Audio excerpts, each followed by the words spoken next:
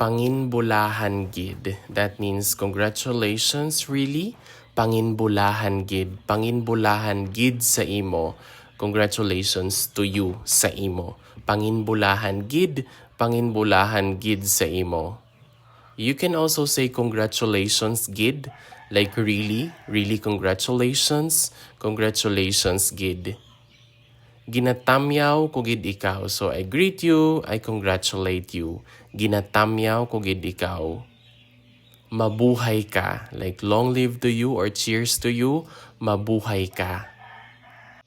Imo gid ini nga kadalagan. This is your victory. This is really your victory. Imo gid ini nga kadalagan. Maayo ka gid. Like you're really amazing. Maayo ka gid.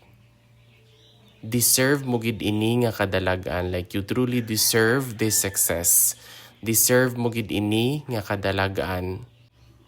Ginapabugal ka gid namon. Like we really are proud of you. Or you can say ginapabugal ka namon or ginapabugal ka gid namon. So gid is an intensifier. So ginapabugal ka namon, ginapabugal ka gid namon.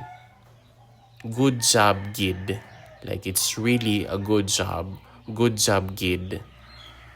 Nalipay gid ako para sa imo. So I'm so happy for you. I'm really happy for you.